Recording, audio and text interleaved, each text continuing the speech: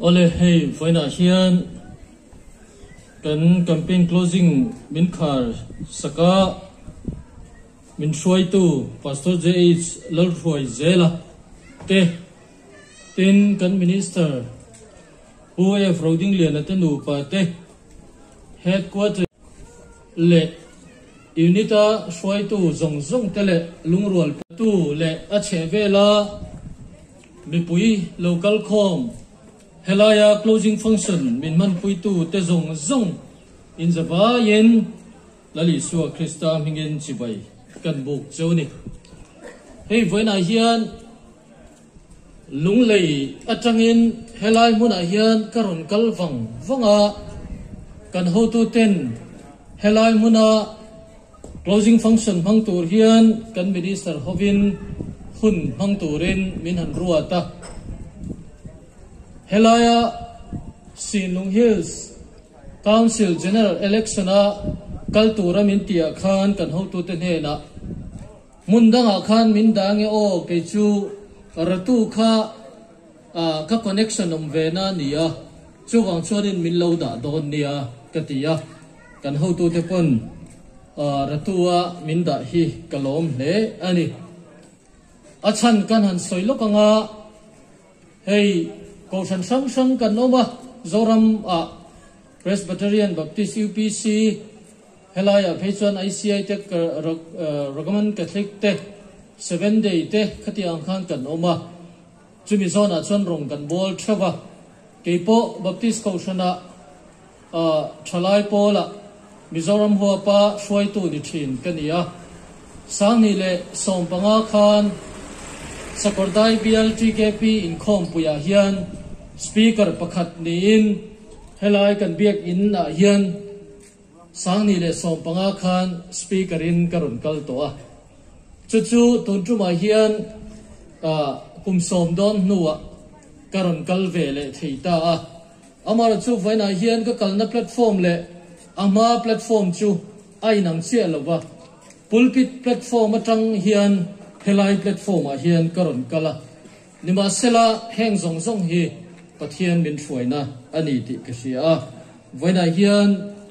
pathianin ashuai to ero chu nial thei ani lova helai muna hian karon ding ve ani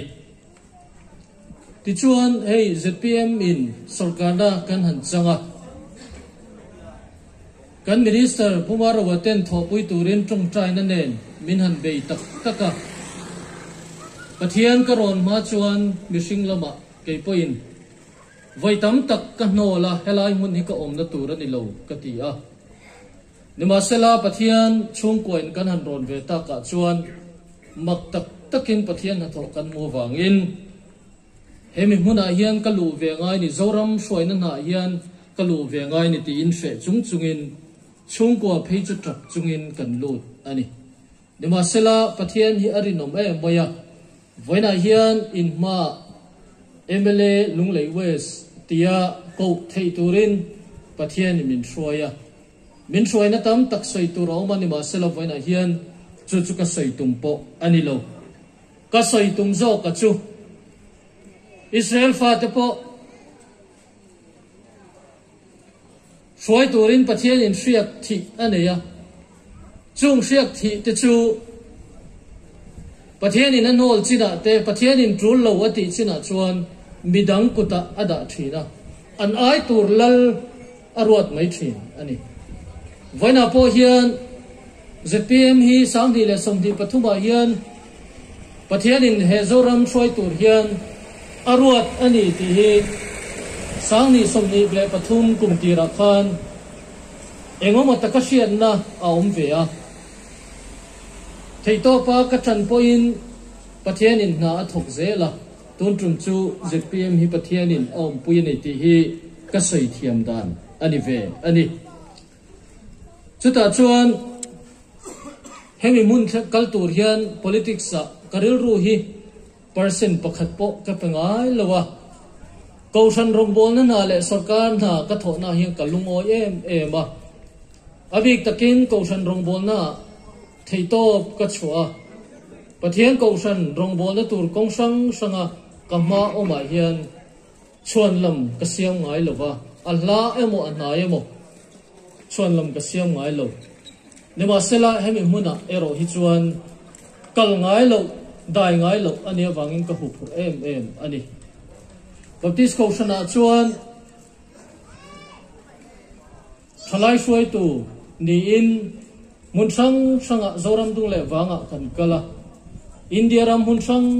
mar saka te foreigner te kan kala rong na satakin kan bol ani chunga chuan Bible base sa thu sei kan ne wangin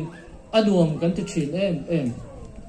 nema sela politics sa chuan in sei sel na te in tau na deuh te in ka na deuh te hi atam em maya chu kami singin a thiam lo em ania voina po hian chu tiang zong in thil ka sei thiam ve don lo ani nima sela voina hian kan tarlan du chu ZPM three khom tu hi tunge ni ti hian zorami puiten mun sanga kan in rin siak fo thina ZPM chu mi ho sapani khat chu mi te wang chuan a lom le rei lo te anin zom kho manga in sui kho manga rei lo te andar le mayang te antia a then chuan BJP nen anin mong zoma BJP ina an nau buak an tha hun a chuan an tla dop ani mai ti te puduaman a thui khom na hi an ring e maya tuna hian in ngei ang takin an kala chuti ang chuan deputy leader ne nan in kara po thil chi sang te an tia voina hian helai muna hian ril takin kan luta a phong von tu ni in he muna hian rorel khola kan han thua chuta ka mu chu he kan in sui khom hi tu dang wang mani lo mi hau sa wang ani lo wa pa ti dang thil ti thei jok te wang ani lo wa pudu ma hi ase hel e ma wang po ni lo voina hian min thrui khom tu chu pathian ruat kan ni na hi ani mai ni pathian ina min zom khom na hi voina po hian he zoram shoi tura kan in sui khom na hi ani ti hi ka sei duwa kan program reng hi han enila khovel lam choi moi na tur thil reng hi a om ngai lo hi kalom thin em mani voina po kan soloist te helai platform ding reng hian kan tumber chu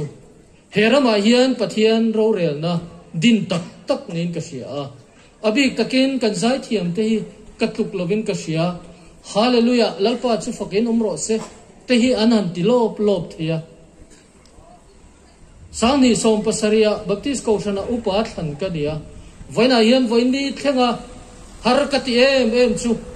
hallelujah pathian chu fakin umro se mi zinga ban han pathian faka hetilai zai te hi chuti angan han ti mai te an varo pu em ka ti thina chuti ang platform kal khom te chu kan ni ti hi voina hian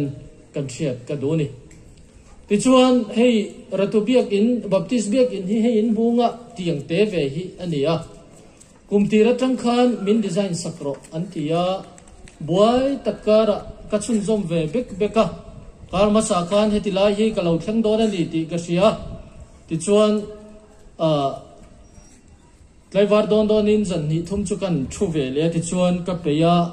kan print noka a 3D te kan export noka ti chuan ka ron tlan chawa nimin tlai lama potion troi tu te kan hanin pe a biakin lama te kan hanin khoma tiang chuan anni po biakin saturin anin bot sai ve ti te ka voina hian potion rong bol na zona te kan han tar lang duwa tiang chuan voina hian heng ang ti pa hian pathian rong he bol zel theni ti hi ratu mi puite ma po hian ron so ve kha kan cha ka chu kan chei tel ram ani ti chuan MLA han ni ta ka chuan thil kan han sira kong sang in zoram din munte economy din munte kan kalphung dan din munte kan han zira chuta chuan malak nga hi atam mayang malak to te po oma puitling lo te tam tak he zorama hian oma athon deuh te lo ting tak taka sarkar phasa te malak na oma kan malak na puitling chu kan fak mai tur ania ni ma sela kan malak na puitling lo ero chu engtin ne adam doi niang ti hi voina hian kan ngai tu atla na zoramin ma kan so na leirem nakina kan future a hian kan nei ve theina tura ma kan lak hi atul maya chutia ang chuan kan cm puduma kai hruaina nuaya hian theito pin kan hankal ve bek ani chuta chuan a chang chuan ka ha thina ichina po kan saya kan block hruai tuin a sei to a Mizoramina kan problem lian chu hei kongpui ania power ani boka lunglei lam le chimlam hi power te konga te kan patsa ma nimina kan lo tlan chu inkong hi te de uma sela kan ot ani chimlam chuan ti kha kan sei duwa launching program kick off program akhan campaign kick off program akhan kan cmin helai kong te hi ahun laia ulup taka kan cheka alung te thengin quality control division kan check tira kan test tira chuti ang chuang kan monitor di heng a thlo thei tura thei to kan chua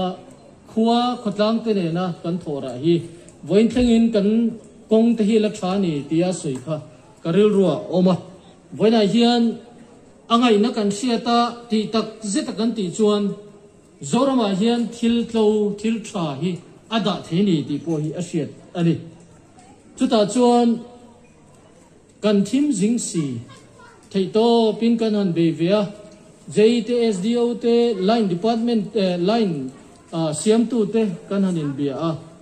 ta chuan kaini chuang kan thlen lo theilowa minister ate kan thlena nima sela chuti main thil alo ti thelo eng zung thailo eng ribu te chuang lova chuta chuan tum khat chu AC nen kan in bia athu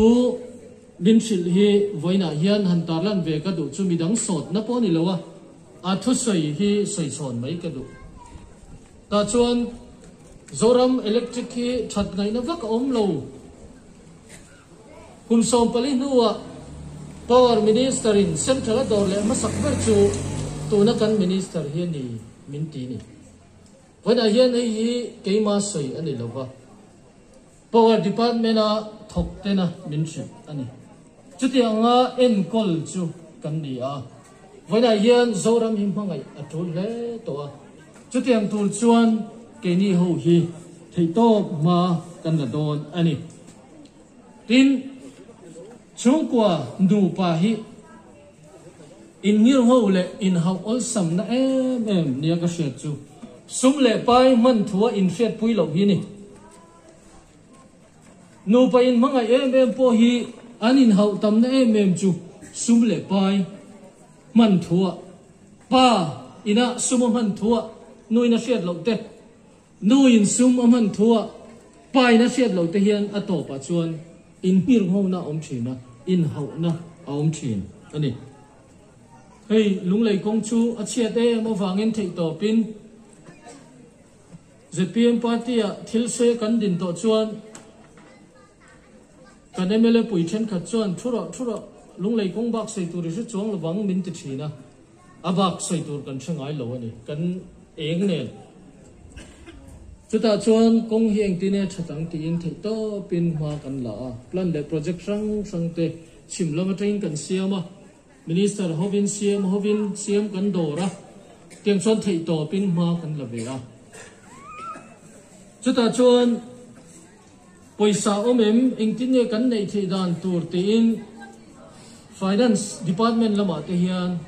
engange ni tin kan ti thei dan tur zo tin kan kala zoram ZPM kai suai din mun te enge ni ti te kan zo ta tum ka chu finance ka le nin enge ZPM sarkar chu in hu dan ka tia finance department a ho to lu pakhat chuan kan thumuang lu tu ati enge in thamuan chan ka tia tuna chuan Mizoram budget le kan sum hi kan man na kan sia kan man mek kan theboka kan man le turpo kan sia min ti ni ani mai nin thengai lo mi ka tia ta chuan kan thengai me lo ni finance department hi lau thong reng reng in kan oma chuta chuan saski te alo kala